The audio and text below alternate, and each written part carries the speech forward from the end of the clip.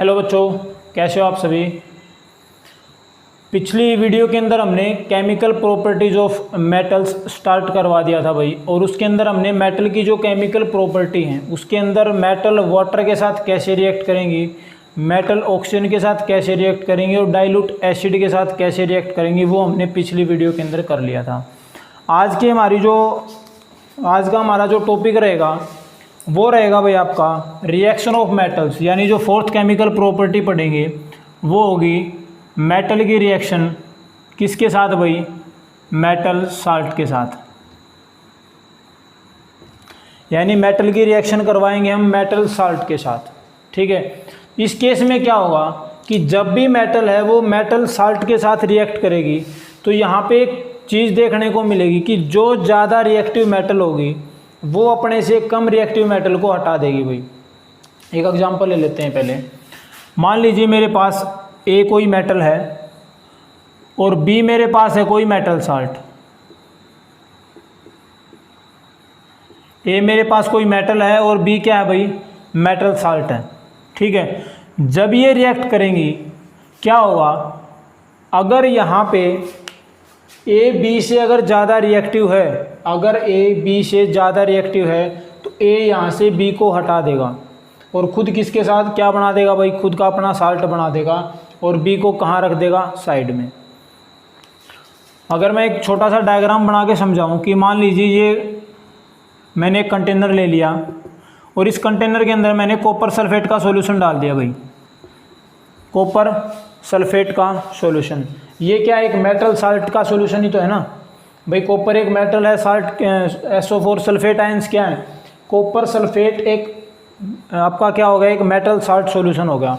अगर मैं इसके अंदर जिंक और ऐड कर दूं भाई, अगर मैं इसके अंदर जिंक और ऐड कर दूं तो क्या होगा, रिएक्शन कैसे बनी आपकी कि जिंक को हमने ऐड किया है किसके अंदर, कॉपर सल्फेट के अंदर।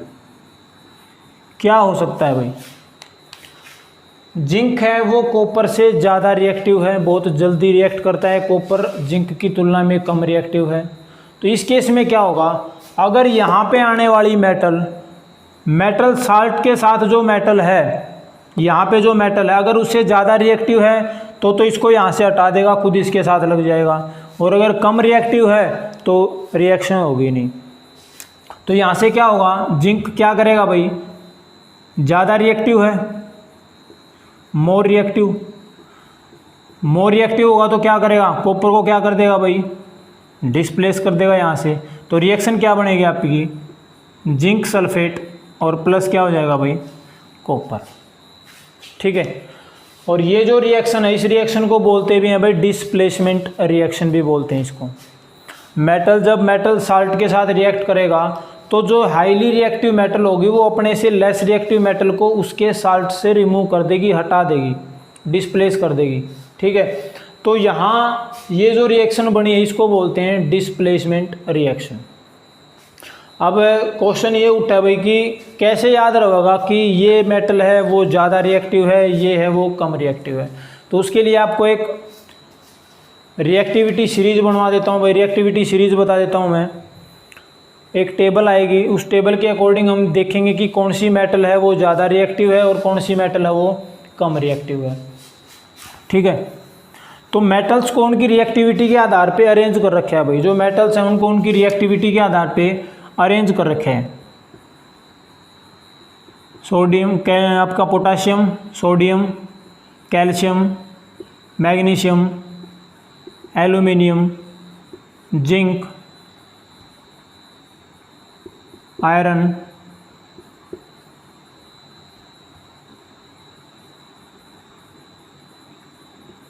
H, फिर Hg,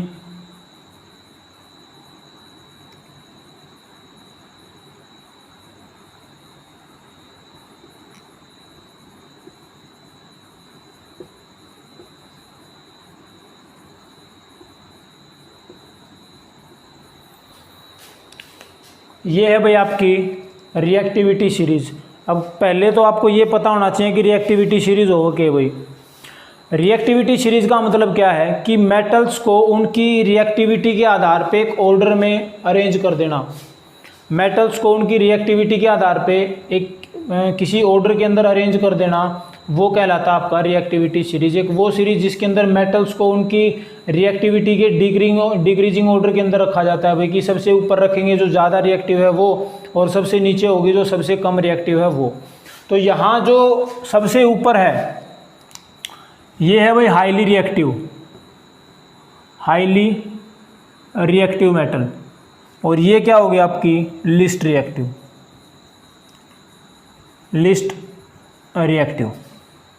तो ये सबसे ज़्यादा रिएक्टिव होगी और ये सबसे कम रिएक्टिव होगी। जैसे जैसे ऊपर से नीचे चलेंगे, इनकी जो रिएक्टिविटी है वो डिक्रीज होती चलेगी भाई। रिएक्टिविटी क्या होगी? डिक्रीज। इसका मतलब क्या होगा? ऊपर वाला है वो सबसे ज़्यादा रिएक्टिव, और नीचे जैसे जैसे नीचे आते जाएंगे वैसे वैसे इनकी रिएक्टिविटी क्या होगी भाई? कम होती चली जाएगी। तो ये वो सीरीज है जिसके आधार पे आप इस रिएक्शन को कर सकते हैं। अगर ये सीरीज आपको याद नहीं है तो डिस्प्लेसमेंट रिएक्शन करना बहुत ही मुश्किल है, क्योंकि जब आपको यही नहीं पता चलेगा कि कौन सी मेटल है वो ज़्यादा रिएक्टिव है, कौन सी है कम रिएक्टिव है, तो कहीं ना कहीं पे एक ऐसी मेटल को भी रिप्लेस कर दोगे जो ज़्यादा रिएक्टिव होगी। ठीक है, अब इसको याद करने की ट्रिक क्या है भाई? ऐसे एलिमेंट याद हो जाएं तो बहुत अच्छी बात है, वरना इसकी एक ट्रिक है। क्या ट्रिक है भाई? वो देखो, पोटाशियम यानी के से बनेगा केदार, Na से बनेगा नाथ, कैल्शियम के, मैग्नीशियम से बनेगा माली, एल्यूमिनियम से बनेगा आलू, जिंक से बनेगा जरा, आयरन से बनेगा फीका, लेड से बनेगा पीबी पकाते हैं, इससे बनेगा हैं। केदारनाथ के माली आलू जरा फीका पकाते हैं। यहाँ तक याद हो गया। उसके बाद नीचे की सीरीज को पूरा करने के लिए हम एक बार हाइड्रोजन का फिर यूज़ करेंगे भाई। क्या ये केवल सीरीज को पूरा करने के लिए ली गई है भाई? यहाँ पे हाइड्रोजन समझ आ गई? यहाँ इसका कोई काम नहीं है, केवल सीरीज को पूरा करने के लिए लिया गया है इसको। एक बार फिर यूज़ करेंगे इसका, हाई H की जगह हाई, कोल्ट कॉपर बनेगा आपका कोल्ट, Hg मरकरी है, Ag सिल्वर, आम, गोल्ड Au आदमी, और Pt प्लेटिनम यानी कि पार्टी। पूरे की पूरी रिएक्शन यानी जो केमिकल जो आपकी रिएक्टिविटी सीरीज है याद कैसे रखोगे? एक बार तो आपको इनके सिंबल पता होना चाहिए कि कौन कौन से सिंबल यूज़ हो रहे हैं, और सिंबल का नाम क्या है। के से पोटाशियम बनता है, Na sodium, calcium magnesium aluminium, zinc iron lead, hydrogen copper mercury silver gold और प्लेटिनम। अब याद कैसे करेंगे? केदारनाथ के माली आलू जरा फीका पकाते हैं। केदारनाथ के जो मंदिर है केदारनाथ का, वहाँ पे जो माली हैं वो आलू को फीका पकाते हैं भाई। उसके बाद हाई कोर्ट है आम आदमी पार्टी। अपने जो अरविंद केजरीवाल जी हैं वो खुद में एक हाई कोर्ट है भाई। ठीक है, अगर कोई फैसला उनका मान ले तो ठीक है, वरना धरने पे बैठ गए। तो ये खुद में क्या है, एक जो आम आदमी पार्टी है वो पूरी की पूरी खुद में क्या है, एक अपने आप में एक हाई कोर्ट है। इसका वास्तविकता से कोई लेना देना नहीं है भाई, केवल और केवल एक ट्रिक बनाई गई इसकी। कभी ये सोचो कि वो हाई कोर्ट ही है अरविंद केजरीवाल, नहीं। तो ये रहेगी रिएक्टिविटी सीरीज। अगर इस रिएक्टिविटी सीरीज के अंदर से कोई भी आपने मेटल उठा ली, फॉर एग्जांपल मैग्नीशियम सल्फेट है भाई, और इसके अंदर अगर मैं जिंक डाल रहा हूँ, मैग्नीशियम सल्फेट का मेरे पास सॉल्यूशन था, उसके अंदर अगर मैं जिंक डाल रहा हूँ तो क्या ये रिएक्शन होगी? मैग्नीशियम रिएक्टिविटी सीरीज के अंदर ऊपर है, जिंक रिएक्टिविटी सीरीज में उससे नीचे है। इसका मतलब मैग्नीशियम है वो ज़्यादा रिएक्टिव है किस से भाई? जिंक से। तो क्या जिंक अपने से ज़्यादा रिएक्टिव एलिमेंट को डिस्प्लेस कर देगा, यहाँ से हटा देगा? नहीं कर पाएगा। इसका मतलब ये रिएक्शन नहीं होगी। हाँ, अगर यहाँ जिंक होता, जिंक सल्फेट, और उसके अंदर अगर मैग्नीशियम डालते तो आपका मैग्नीशियम सल्फेट और जिंक बन जाता है। जिंक अलग हो जाता है क्योंकि मैग्नीशियम हाईली रिएक्टिव है, इसको यहाँ से हटा देगी और खुद अपना साल्ट सॉल्यूशन बना लेगी। तो जब भी मेटल की मेटल साल्ट के साथ रिएक्शन करवाओगे उस रिएक्शन को बोला जाएगा displacement reaction. Displacement reaction first chapter के अंदर भी पढ़ी थी। है क्या कि एक हाईली रिएक्टिव मेटल होगी, अपने से कम रिएक्टिव मेटल को उसके जो साल्ट का सॉल्यूशन है उसी से रिमूव कर देगी, उसको हटा देगी वहाँ से और उसकी जगह खुद आ जाएगी। रिएक्टिविटी सीरीज एक वो सीरीज जिसमें मेटल्स को उनकी रिएक्टिविटी के आधार पे ऑर्डरली अरेंज किया जाता है, वो कहलाएगी रिएक्टिविटी सीरीज। और ये है वो रिएक्टिविटी सीरीज जिसके अंदर जो मेटल्स हैं उनको उनकी रिएक्टिविटी के आधार पे अरेंज किया गया है भाई कुछ मेटल्स को। ठीक है, तो एक तो ये था भाई मेटल की रिएक्शन करवाने आपको मेटल साल्ट के साथ। दूसरी जो केमिकल रिएक्शन पढ़ेंगे हम मेटल की, वो पढ़ेंगे भाई नॉन मेटल के साथ।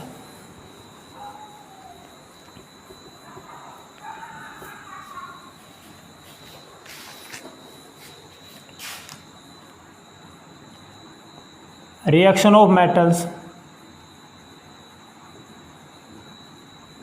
With non metal. मेटल्स की रिएक्शन होगी वो नॉन मेटल्स के साथ।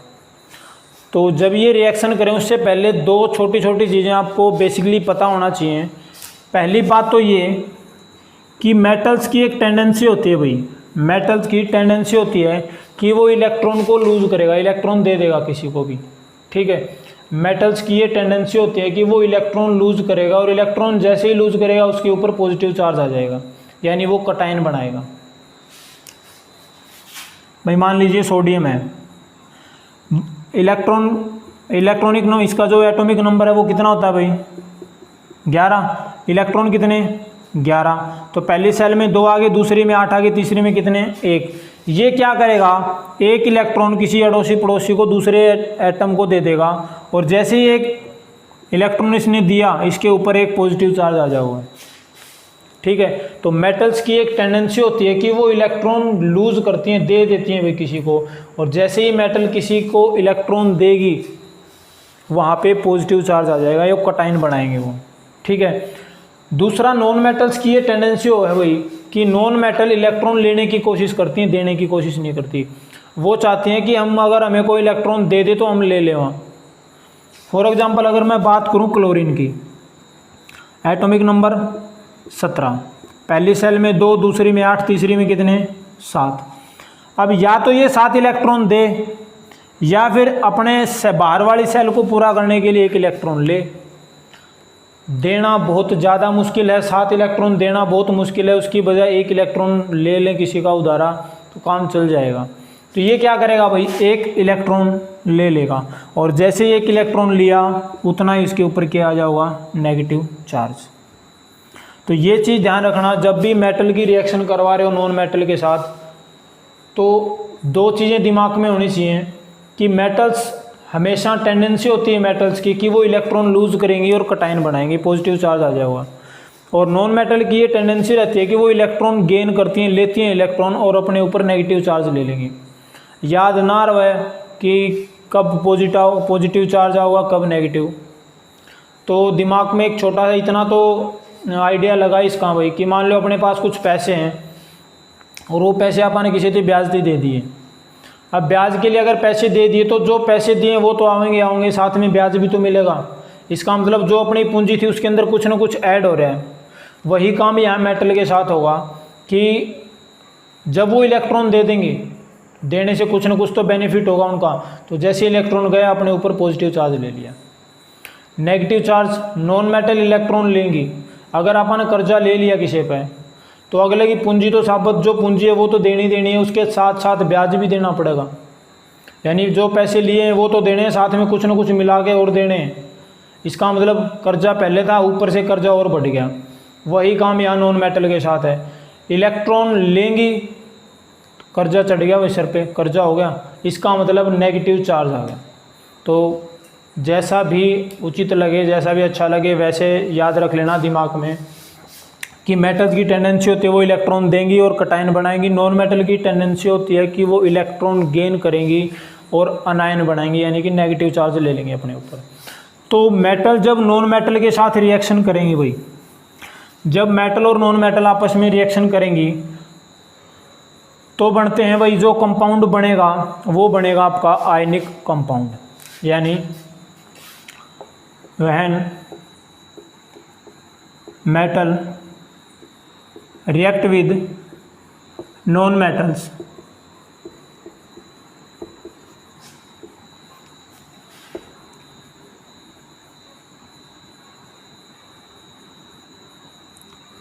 a compound is formed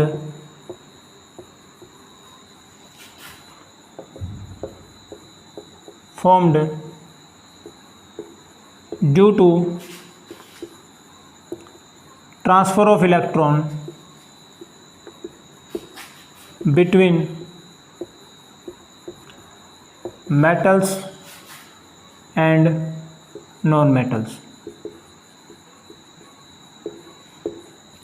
और इन कंपाउंड को क्या नाम दिया जाता है भाई? Ionic compound. These compounds are known as ionic compound.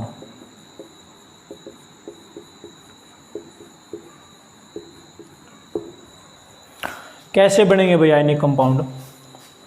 Metal की टेंडेंसी है इलेक्ट्रॉन देना है, नॉन मेटल की टेंडेंसी है इलेक्ट्रॉन लेना है। एक इलेक्ट्रॉन देने वाला है, एक इलेक्ट्रॉन लेने वाला है, आपस में मेटल और नॉन मेटल के बीच इलेक्ट्रॉन की ट्रांसफरिंग होगी भाई। एक ने दे दिया, दूसरे ने ले लिया।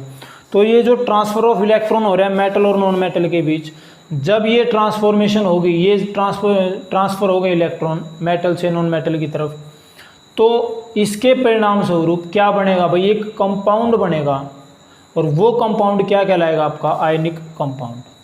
यानी the compound which is formed by the transfer of electron between metal and non metal. Sorry, metal और नॉन मेटल के बीच इलेक्ट्रॉन की जो ट्रांसफ़र है या इलेक्ट्रॉन का जो स्थानांतरण है, उसके द्वारा जो कंपाउंड बनेंगे वो कहलाएंगे आपके आयनिक कंपाउंड। एग्जाम्पल ले लेते हैं भैया, एग्जाम्पल लेते हैं फॉर्मेशन ऑफ NaCl। चलो MgCl ले लेते हैं, MgCl2। मैग्नीशियम क्लोराइड, इसकी फॉर्मेशन देखेंगे भाई कि ये मैग्नीशियम क्लोराइड कैसे बनेगा। देखो मैग्नीशियम है, एटॉमिक नंबर कितना भाई? 12। एटॉमिक नंबर 12, इसका मतलब पहली सेल में 2 आ गए, दूसरी में 8, तीसरी में 2। अब इसके पास 2 इलेक्ट्रॉन फ्री बच गए बाहर वाली सेल में। हर एक एलिमेंट ये चाहता है कि चाहे तो मैं इलेक्ट्रॉन दे दूं या मैं इलेक्ट्रॉन ले लूं, या तो इलेक्ट्रॉन दे के अपनी बाहर वाली सेल को कंप्लीट कर लूं या इलेक्ट्रॉन लेके अपनी बाहर वाली सेल को कंप्लीट कर लूं। अब इसको बाहर वाली सेल, जो आउटर मोस्ट सेल है या आउटर जो ऑर्बिट है, उसको कंप्लीट करने के लिए इसको 8 इलेक्ट्रॉन बनाने हैं भाई। बाहर वाली सेल में मैक्सिमम कितने इलेक्ट्रॉन आ सकते हैं? 8। तो यहाँ पे मैं 8 इलेक्ट्रॉन पूरा करने के लिए या तो ये 2 इलेक्ट्रॉन दे दे या ये 6 इलेक्ट्रॉन ले ले, तभी तो 8 बनेंगे। अगर इसने 2 इलेक्ट्रॉन दे दिए तो ये इलेक्ट्रॉन तो चले गए, बाहर वाली सेल कौन सी बच गई? ये, और इसके अंदर 8 इलेक्ट्रॉन पूरे हैं, काम चल गया। या फिर क्या करे, 6 इलेक्ट्रॉन ले ले, 2 पहले हैं, 6 और ले ली, 8 हो गए, काम चल गया। अब 2 देने आसान है या 6 लेने आसान है? 2 लेने आसान है या देने? यहाँ 2 देने आसान है या 6 लेने आसान है? तो ये क्या करेगा भाई, सोच समझ के फैसला लेगा कि 6 लेने की बजाय 2 इलेक्ट्रॉन दे दूँ। तो यहाँ जो मैग्नीशियम था आपका वो क्या बन जाएगा भाई? 2 इलेक्ट्रॉन दे दिए इसने और अपने ऊपर कितना चार्ज ले लिया भाई? 2 पॉजिटिव। बताया था जितने इलेक्ट्रॉन डोनेट करेंगे, जितने इलेक्ट्रॉन वो देगा किसी को कोई भी मेटल, उतना ही उसके ऊपर पॉजिटिव चार्ज आ जाएगा। मैग्नीशियम के पास बाहर वाली सेल में 2 इलेक्ट्रॉन थे, दोनों के दोनों डोनेट कर दिए, Mg2 पॉजिटिव। बात किसकी? क्लोरीन की। Z कितना है भाई? 17। पहली में 2, दूसरी में 8, तीसरी में 7। अब समस्या फिर इसके साथ वही है कि या तो बाहर वाली सेल को कंप्लीट करना है इसको भी, तो या तो ये 7 इलेक्ट्रॉन छोड़ दे तो बाहर वाली सेल में कितने बच गए? खुद ही 8 बच गए, क्योंकि ये सेल तो ख़त्म ही होगी। या इसके पास एक ऑप्शन और है कि 1 इलेक्ट्रॉन ले ले तो इसके पास 8 हो जाओगे। तो इसको 7 देना मुश्किल लगा, 1 लेना बड़ा आसान लगा। तो क्लोरीन क्या करेगा? क्लोरीन 1 इलेक्ट्रॉन ले लेगा, 1 इलेक्ट्रॉन ले लेगा क्लोरीन, और इसके ऊपर क्या आ जाएगा भाई, नेगेटिव चार्ज।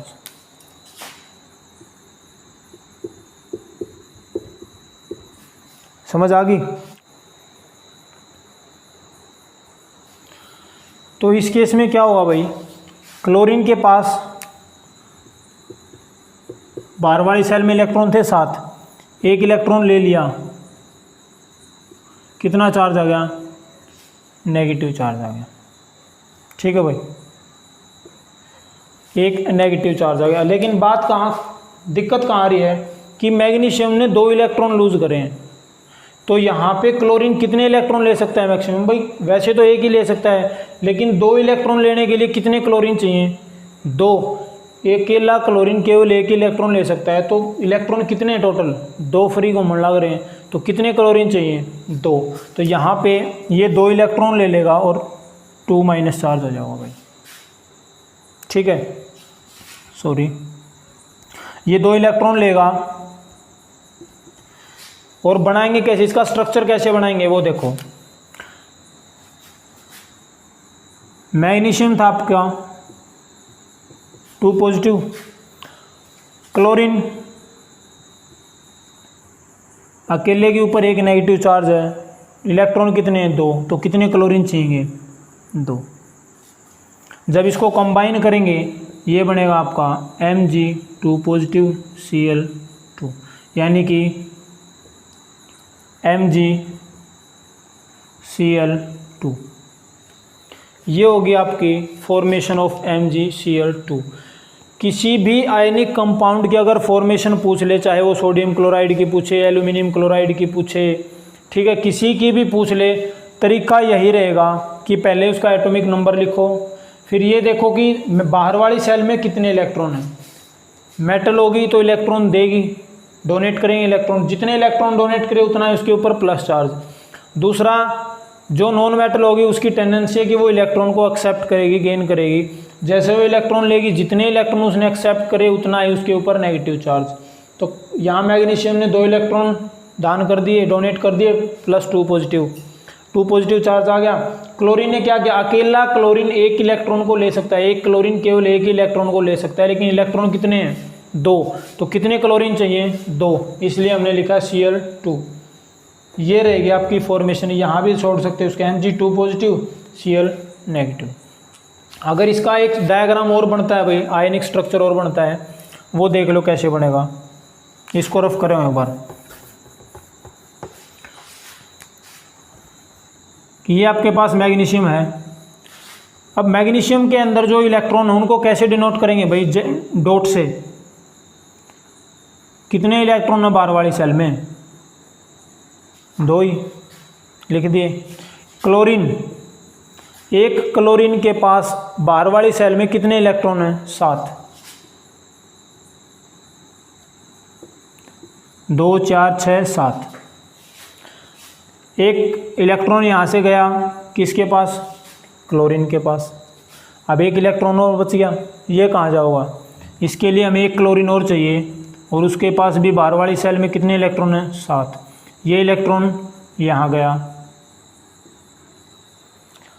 2 इलेक्ट्रॉन थे, दोनों के दोनों उन्होंने दोनों क्लोरीन को दे दिए। यहाँ से बनेगा आपका Mg2 पॉजिटिव Cl2 नेगेटिव, यानी कि MgCl2।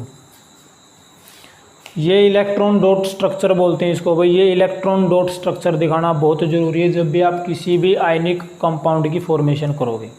समझ आ गई। तो ये है आपका फॉर्मेशन ऑफ MgCl2।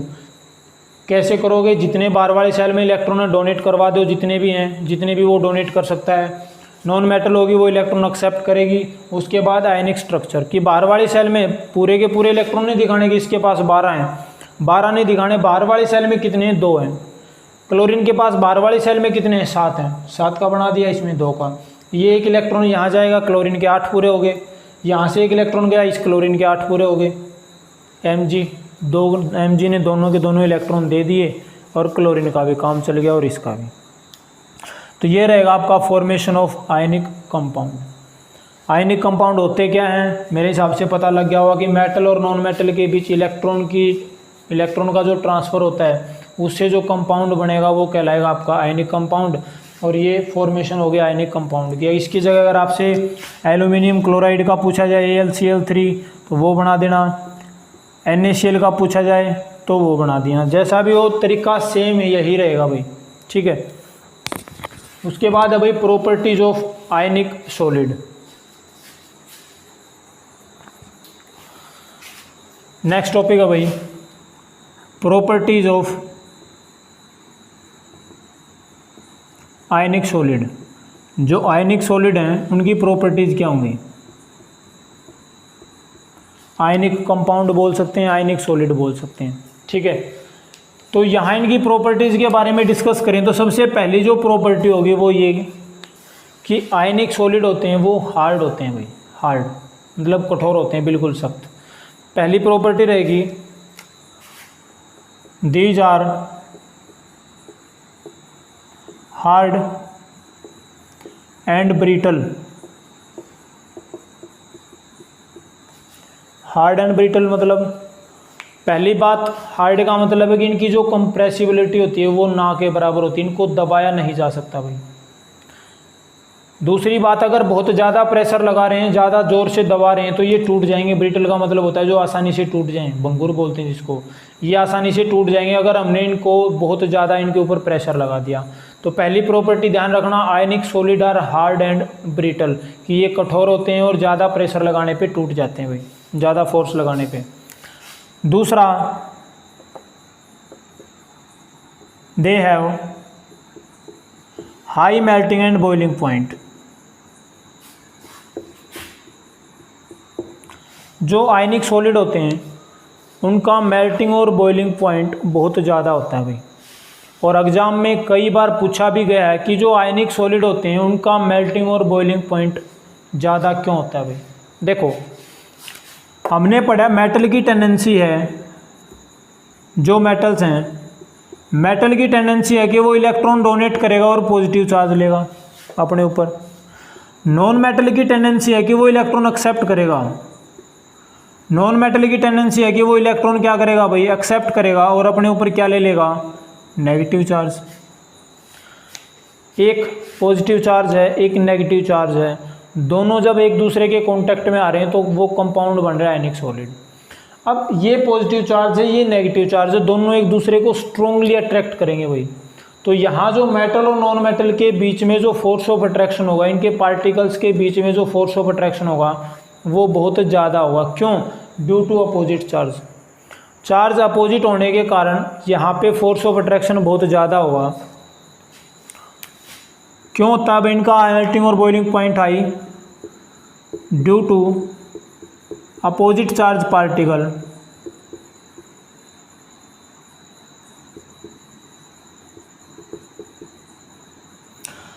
चार्ज का जो पार्टिकल्स हैं उनका चार्ज अपोजिट होने के कारण क्या होगा भाई, they have strong force of attraction.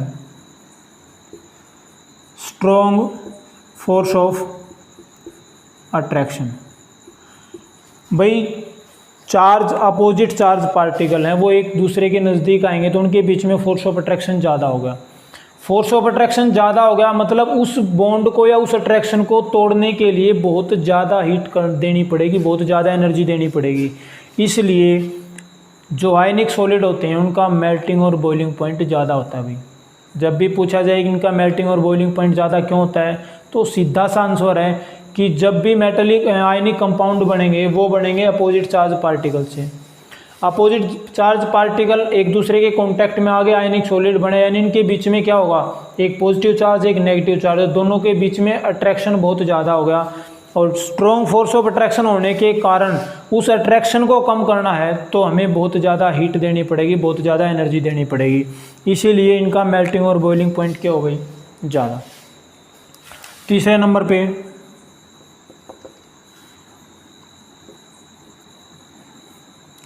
Ionic solid are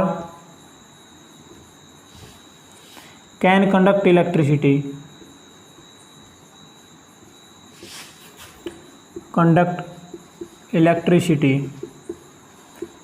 in molten and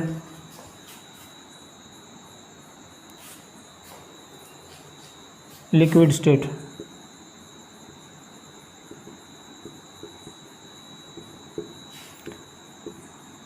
but in solid state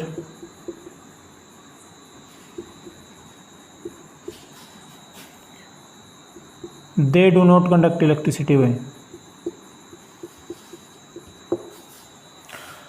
ionic solid हैं, उनको अगर आप एक्वा सॉल्यूशन बना देते हो उनका, यानी जब वो लिक्विड फॉर्म में होंगे तो इलेक्ट्रिसिटी कंडक्ट कर लेंगे, लेकिन जब वो सॉलिड फॉर्म में होते हैं तो इलेक्ट्रिसिटी को कंडक्ट नहीं कर पाते।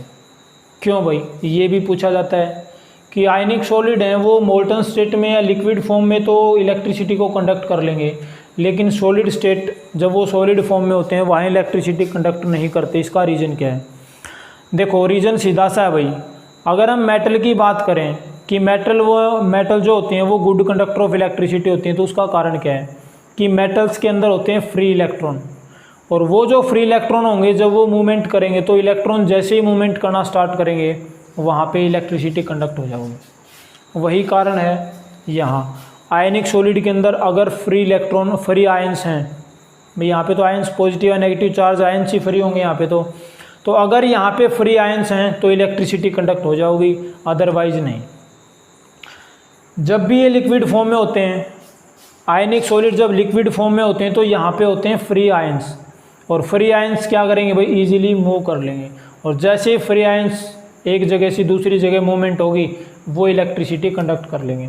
लेकिन जब बात सॉलिड फॉर्म की करें कि जब वो सॉलिड स्टेट में होते हैं तो सॉलिड स्टेट में क्या होता है भाई, उनके पास कोई भी फ्री इलेक्ट्रॉन नहीं होता मूव करने के लिए, हिलने के लिए, चलने के लिए। जब तक फ्री आयंस नहीं होंगे तब तक इलेक्ट्रिसिटी कंडक्ट नहीं करेंगे। इसलिए ये लिक्विड स्टेट के अंदर इलेक्ट्रिसिटी को ईजिली कंडक्ट कर लेंगे, लेकिन सॉलिड स्टेट के अंदर नहीं। क्यों? क्योंकि लिक्विड फॉर्म के अंदर यहाँ पे आयंस होते हैं वो फ्री होते हैं, लेकिन सॉलिड स्टेट के अंदर आयंस फ्री नहीं होते। एक लास्ट प्रॉपर्टी है भाई, soluble in water but non soluble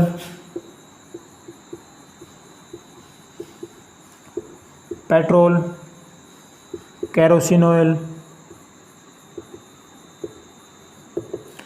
इनके अंदर यानी वाटर के अंदर तो ये सोल्यूबल हैं, लेकिन जो पेट्रोल वगैरह है, डीजल है, मिट्टी का तेल है, इनके अंदर सोल्यूबल नहीं होते।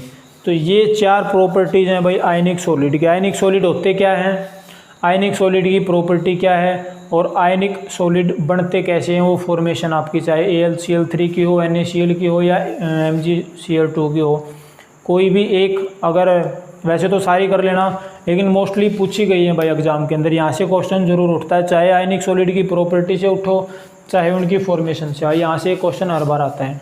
तो ये था भाई आपका केमिकल प्रॉपर्टीज ऑफ मेटल्स। इसके बाद का हमारा जो टॉपिक रहेगा वो रहेगा भाई मेटल्स का एक्सट्रैक्शन, की जो मेटल्स हैं वो हम अर्थ क्रस्ट से निकालते कैसे हैं, किस फॉर्म में हमें मिलेंगी, और जिस फॉर्म में मिलेंगी वहाँ से प्योर फॉर्म में कैसे लेके जाएंगे। अगर हम गोल्ड की बात करें, जो ज्वेलरी पहनते हैं घरों के अंदर कोई भी, तो ये ज्वेलरी सीधी नहीं निकलती भाई, पृथ्वी से अर्थ क्रस्ट से सीधे की सीधी नहीं निकलती, ये किस फॉर्म में निकलेगी, कैसे कैसे इसको यहाँ तक कि जैसे इस लायक बनाया जाओ, इसने इस योग्य बनाया जाओ है कि ये ज्वेलरी की फॉर्म में आ गई। तो ये हमारा जो टॉपिक रहेगा एक्सट्रैक्शन ऑफ मेटल्स, वो नेक्स्ट वीडियो के अंदर करेंगे। तब तक bye bye, take care, thank you.